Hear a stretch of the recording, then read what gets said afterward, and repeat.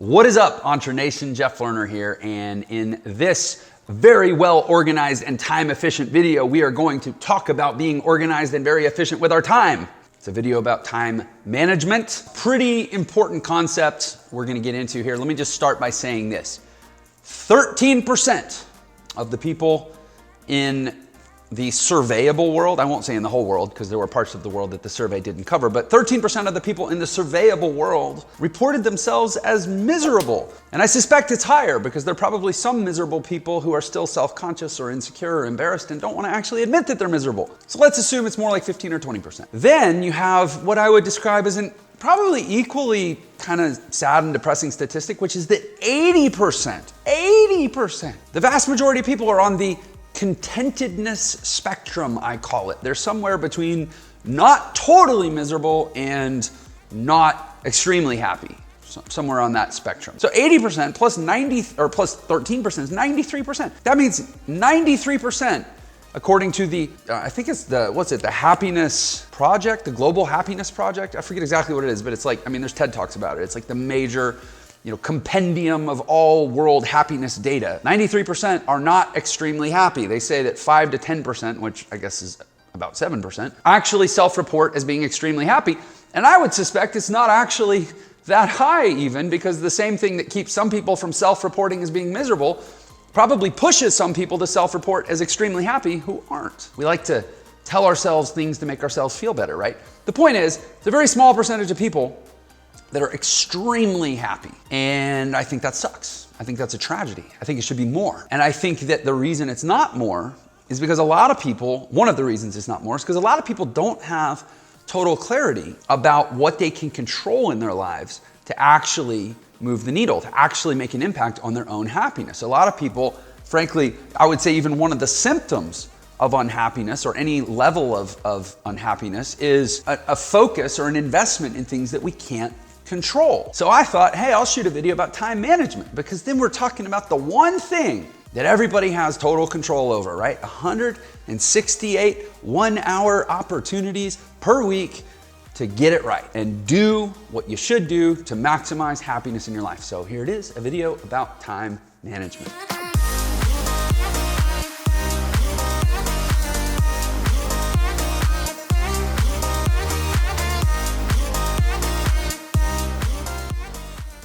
So to set up this video on time management, I want to say, I'm not about to tell you to chunk your time into 15-minute increments or what time to wake up in the morning or how to structure your life hour by hour. I'm much more interested in identifying management and scheduling principles than specific strategies or applications, because I don't know nearly enough about your life to tell you this is how you should structure your time. But I'm very much from the be, do, have school that says if you be the person, if you are the person, if you become the person based on your beliefs, based on your priorities, based on your goals, then you will naturally do the things that produce the results that you want to have.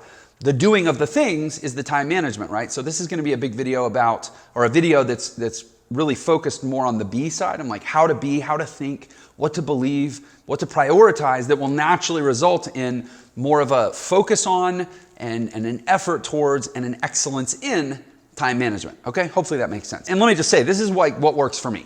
I have had people tell me that I'm extremely productive. I'm extremely efficient with my time. Wyatt, didn't you once tell me I was the most productive person you know? Yes. He says yes. I am. I'm really productive. I'm 41 years old. I've been obsessed with this for multiple decades, and I've got it pretty dialed. So at least I'm going to share with you what works for me. The first concept that I'm maniacally obsessed with is the 3-slice pie concept. My life is a pie, and the pie has 3 slices, and the 3 slices are each slices of excellence, so I call them. Physical, personal, and professional. Frankly, if something doesn't very clearly fit into, if it's not the filling of one of those slices, I'm really going to stretch this metaphor, by the way. If it's not the filling of one of those slices in a very clear way, it doesn't belong in my life. If it's not moving me towards physical excellence, if it's not moving me towards personal excellence, if it's not moving me towards professional excellence, then it has no place in my life, right? That's why I frankly say no to a lot more things than I say yes to, because the world will often serve us up with lots of opportunities to do stuff that doesn't move our life forward. And anyway, we'll talk more about that. If you say, well, how do I know what slice it goes into? I mean, I think first of all, that's why I picked these terms, physical, personal, professional. They're pretty self-evident. I think you kind of know what they mean and you know what goes where. But I would basically define it according to currency. This is one simple way to define it. In professional excellence, what's the currency of the professional category of my life? Some people might immediately say money. I'm actually going to pull back from that and say it's not money. It's actually maybe earning potential. Here's why. There's a couple varieties of professional excellence. One of them is definitely money or income. But I would also say impact, authority, credentials, respect, esteem. These are all things that have to do with your interaction with the larger world. Not your direct influences, the people you have direct contact with. Very, very often that's more of your professional or your personal relationships. Your professional relationship is your indirect sphere, your relationship with the world, the impact that you want to have. But it's a pretty safe way to see how that shows up based on earning potential, because money is reflective of value at a macro level. And if the world is willing to pay you more, it's probably because you're having more impact by providing more value, right? So it doesn't necessarily mean it shows up as income per se. I'll use who had massive impact but that didn't necessarily make a ton of money or didn't necessarily, leverage it for financial gain. Let's use like a Martin Luther King Jr., for example. At a certain point in his life, he had massive impact. And I don't know the situation, but he wasn't necessarily leveraging it for personal gain or for financial gain. But the guy had earning potential, because if he had wanted to get sponsors and throw an event and have 100,000 people show up, he could have done that. Anybody that can pull 100,000 people has earning potential. Whether they're choosing to focus it on direct financial gain in the moment or not, the point is they have the potential to earn a lot of money because they're providing a lot of value, because they're having a big impact. Thus, I'm using earning potential as a general metric of professional excellence. Hopefully that makes some sense. Again, in the Martin Luther King Jr. example, it can be applied to have a lot of different types of impact, but the good litmus test is going to be, could you monetize this thing? Personal excellence, the currency there is probably going to be connection. How much connection, direct connection, do you have with people in your life that you can, essentially what can they feel in their interaction with you? That's called limbic resonance, right? Do they feel connected? Do they feel an intimacy? Do they feel a positive, warm, fuzzy vibe, whatever you want to call it, in their relationship with you, in their communication with you? That's going to be generally the currency of personal excellence. And then physical excellence, it's not a ripped six-pack, it's not big pecs, it's not how much you bench, it's energy.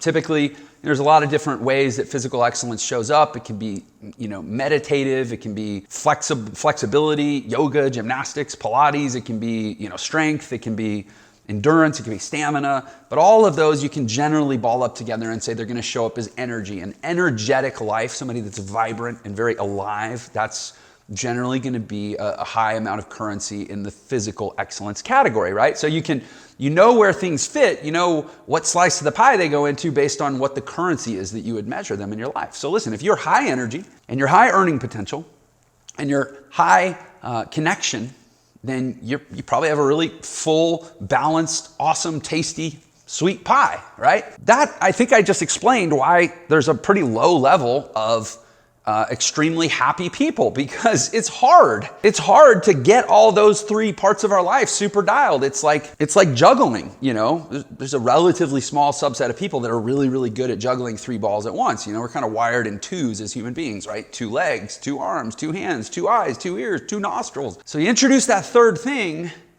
and it becomes a little harder to manage, right? You always got to keep one ball in the air, but at the same time, there's a strength in 3. A lot of natural, even physical properties show up in a powerful bunch of 3s: liquid, gas, and solid.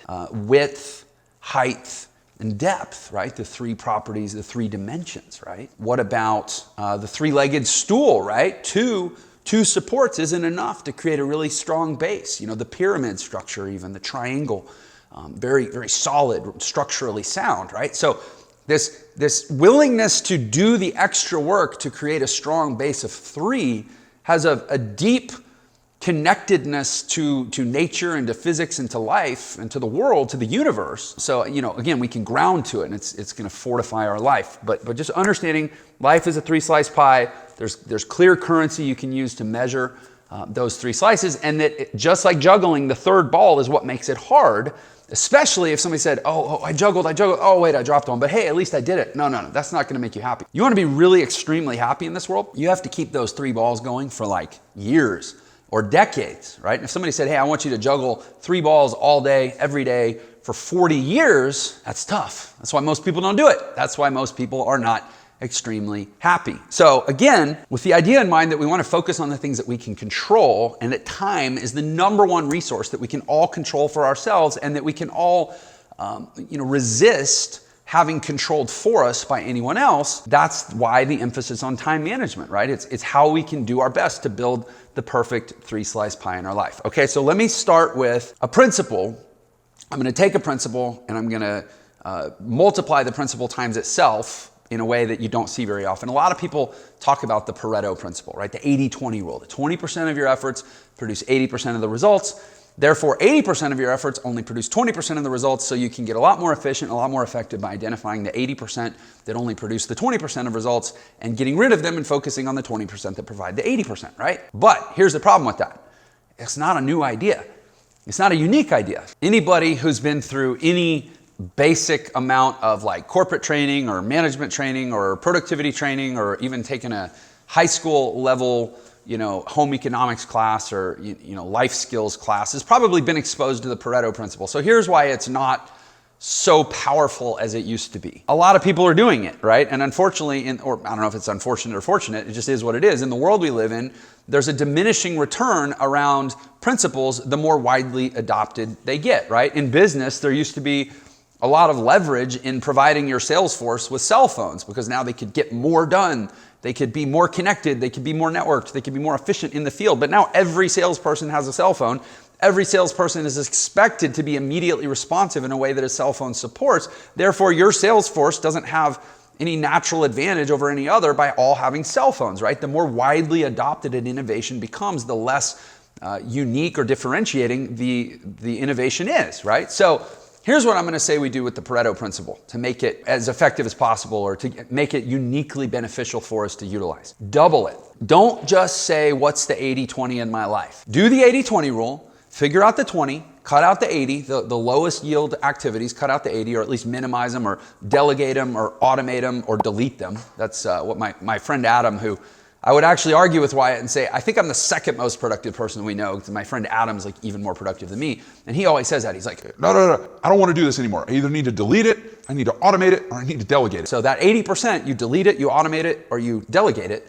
But once you've done that, then take the 20% and do it again. Do it again. Turn 20 into 16 and 4. In other words, 20% of 20% is 4%. And narrow it down to the 4%. And focus on those, and do that in each category of life. Each slice of the pie needs to have a double Pareto Principle filter applied to it. So look at the personal relationships in your life. Look at the personal activities. Look at the time you spend on the personal piece of your life. Run it through the 80-20 filter. Cut out the 80 by either deleting, automating, or delegating it. And then take the 20% and then do it again. And now you're left with 4%, right? And then do that to the physical slice of your pie, and then do that to the professional slice of your pie. Well, now you've taken 300%, if you had 100% of each slice of your pie, right? And you've turned it into 12%. You've actually see the exponential gain. You've taken 300%, 100 times 3, and you've turned it into 4% times 3, which is 12. So you've actually removed, forgive me, I'm gonna do the math, 96% of what you had to contend with before. Life just got a whole lot simpler. You apply the Pareto Principle twice to every category of your life, personal, physical, and professional, and now you only have 4% of the stuff that you gotta deal with, which then will force us to do what? What would you do if suddenly 96% of your life was identified as relatively unproductive? I hope the first thing you would do is you would start saying no. So like almost everything. Hey, oh, you want to do this? No, it's not in the 4%.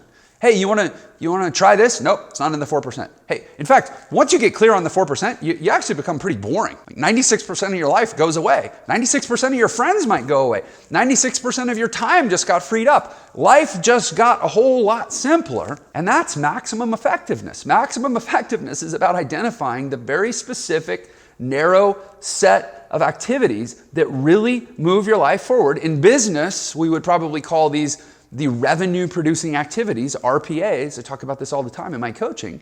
And we just pretty myopically focus on those things. And it doesn't mean we're not creative anymore. It doesn't mean we're not adaptive anymore. But it means we have a very, very high standard. It's not enough for something to be good. Good might qualify it into the 20%, but good doesn't qualify it into the 4%. It has to be a great choice. It has to be a great decision, or else it's probably not going to make the 4% cut. Make sense? So now we have done two things. We've identified the very small set of activities that fit within the 4% in each category of our life, physical, personal, and professional. And we've also identified the currency that defines each of those categories, which was earning potential for professional, it was energy for physical, and it was connection for personal. So we have a really, really simple, I call it, in philosophy, they call this Occam's razor. It's the thing that you use to slice away all aspects of a theory that are any more complex than absolutely necessary. It's basically a filter for the essential. We now have Occam's razor to put on our time allocation and our energy allocation in our life to make things really, really simple, right? You say, listen, if this activity fits in the personal category of my life, and it is not one of those activities that is in the top 4% of all available activities to me in terms of increasing connection in my personal life, I have no time for it. Literally, I have decided that it does not fit in my 168 per week, right? Ditto physical. If this is not in the top 4% of all activities available to me, and by the way, 4% is about 1/25th, right? So you think if this is not 1 out of 25 in terms of its special value to me in terms of increasing energy in my life, then it does not belong in the physical category of my life. If it's ditto professional, if it's not in the top 4%, if it's not number one out of a list of 25 of things that I could focus on professionally to increase my earning potential in life, it has no place in my life, right? Well, your 168 hours just got really freed up, right? And of course, you have to balance that with obligations and responsibilities, but you become pretty ruthless about what you accept as an obligation or a responsibility. And you become pretty exacting and almost merciless on yourself about how you plan your day and what you are willing to do with your time, right? So then you've reduced it down in this very simple, basic set of things that are top 4% within each of the three categories of your life based on the currency in which you measure effectiveness in that category. And you say, okay, now what can I do to get even more efficient? And at that point, having identified the worthwhile activities, now it becomes time to fall in love with systems and processes. You know, I mentioned my buddy Adam, who's psychotically productive. Well, it's not because he works a whole lot harder than anyone else, or at least that's not why he's more productive. He actually does happen to work a lot, but he works a lot on top of an obsessive preoccupation with systems and processes. So here's the thing. You take 100% of your life and you use systems and processes to automate it so it can now be accomplished in 50% of the time. Well, you have two choices. You can either coast and just only do half as much work the 50% and get the same result, or you can go, sweet, now I can work 100% and get 200% of the result, right? And the reason, he's a hardworking guy, so he takes a basic level of effectiveness, he compresses time through systems and processes, and then he expands his work back up to what it was previously to accomplish even more, right? That's essentially maximizing the value of leverage. You might notice I have a shirt on called it says Billionaire in the Making. Like, that's a ridiculous shirt for someone to just walk around wearing, right? And I get it. But to me, it forces a consistent thought pattern of, well, what would I actually have to do to make that a true statement? Like, I don't want to be a hypocrite. I don't want to look like a chump. I'm walking around with this message on my shirt. What would I have to do to make that actually honest? I'm not here to say it is or isn't going to happen, but I'm going to say my life is better if I'm consistently focused on what it would take to make that an honest statement Because what I would constantly be doing is using systems and processes to compress the time that it takes me to get the result that I'm already getting. And then I would be re-expanding my work effort to create a new normal based on that compression of time. And then I would be doing it again. So every time I was expanding my work effort to include new potential, new opportunity, new possibilities, I would then be recompressing it by adding new systems and processes. And if you densely pack enough automation and enough optimization into your life, suddenly it's exponential, man. If you get 10 times more efficient and then you expand back to the work you were doing before, you're now doing, and then you compress it again, just 2 rounds of 10x compression means you're now doing 100 times more than you were before. If your gross earning potential in your life was $1 million, which it very reasonably is, that's 25 grand a year for 40 years, then you've only got to go through 10 million, 100 million, a billion, 3 rounds of 10x compression through systems and processes to make the gross earning potential $1 billion in your life. It's not as insane as it sounds if you're insane enough for it to not sound insane. Then you get to walk around rocking a shirt like this and at least not feel like a douchebag. Gotta love systems and processes. Okay, so what does that actually look like in life? First of all, optimize your communication channels. Generally say no to phone calls. Largely for me, say no to emails. I've even started saying no to text messages. I've definitely started saying no to direct messages. I pretty much obsessively trying to limit the amount of contact and communication that I have to have with people. And if I'm required to have more communication than I can actually afford to have, let's say in my job or my business, here's the thing. If you're being forced to have more communication than you can afford to automate or delegate, then the communication itself is not creating the value that it's worth, that it should be worth in that respect to your time. If you're being forced to spend 20 hours a week on the phones, checking emails, messaging people, on LinkedIn, on Facebook, on Instagram, YouTube, all this stuff, right? If you're being forced to do that for 20 hours a week and it's not creating enough revenue in your life to actually delegate it to maybe an assistant who can help you with some of that, you're in the wrong business, or you've got the wrong systems, you've got the wrong processes, you've got the wrong product, you've got the wrong value ladder. There's something broken in your life if you're interested in growth. So obsessively optimize your communication channels. The next thing is minimize redundant tasks. We talked about the 80%. There's nothing more 80% than something that you're having to do twice. If you're having to do it every day, every week, every month, it's by definition in the 80% because it has a diminishing value the more you have to do it. It might have been super valuable to do it once, but the next time you have to do it, it's a little more valuable. The next time you have to do it, it's a little more valuable because by definition, the value is now being amortized across more instances of the activity, right? So let me give a more practical example. Let me put that in real world terms. Let's say that handing out my book and the decision to say, I'm going to start handing out my book, that I think over time, that's going to be $1 million activity for me, right?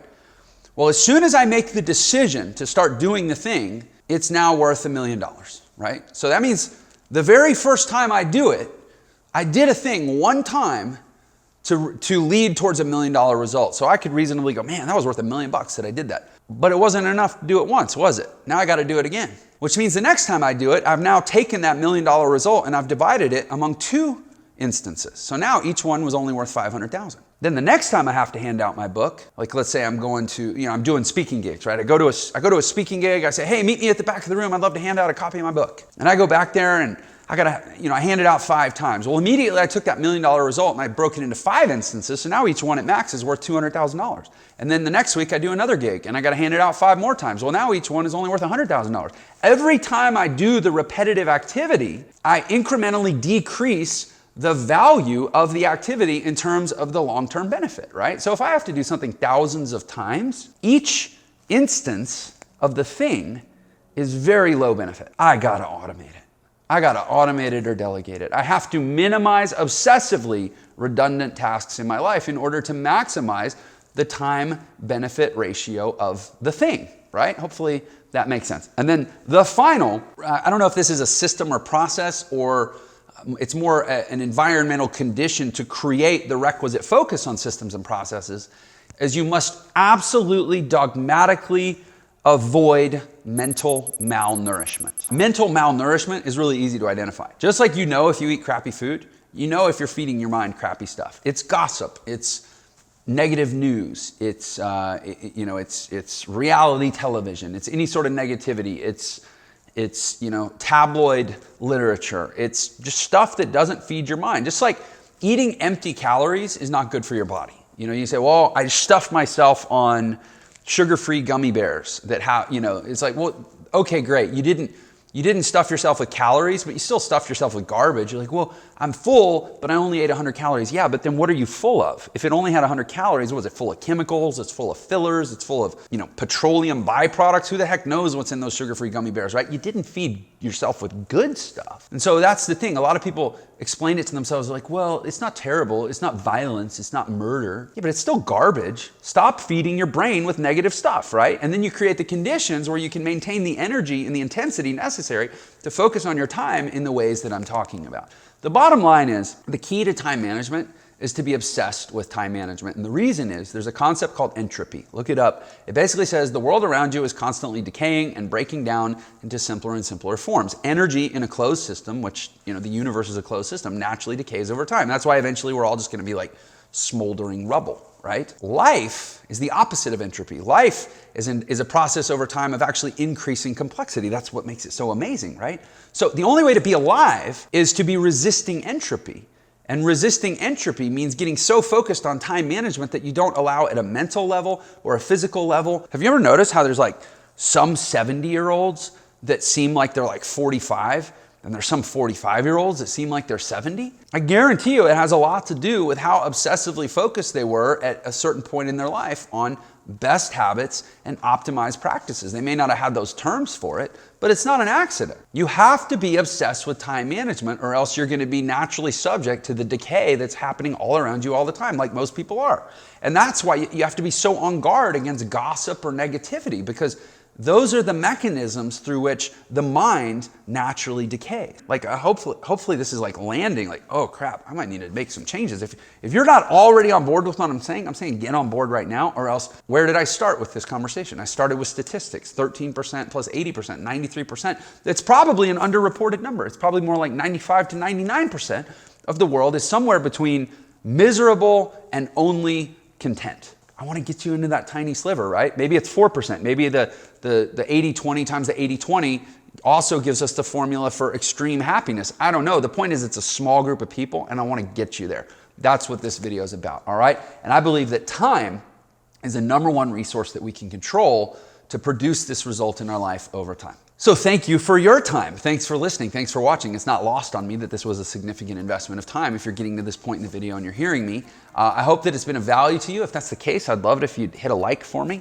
Maybe even subscribe to the channel. I'm bringing this stuff to the market daily, weekly, all the time. It's my obsessive focus. The reason I do it is because I have found the more of my time that I spend manifesting and projecting excellence and greatness and focus and drive and potential to the world, the more it comes back to me. This is, at the end of the day, this is as much about accountability for myself as it is for empowering you. But the good news is those aren't mutually exclusive. It's 100% of both. So if you want more of it, subscribe to the channel. I appreciate your time. I'll see you in the next video.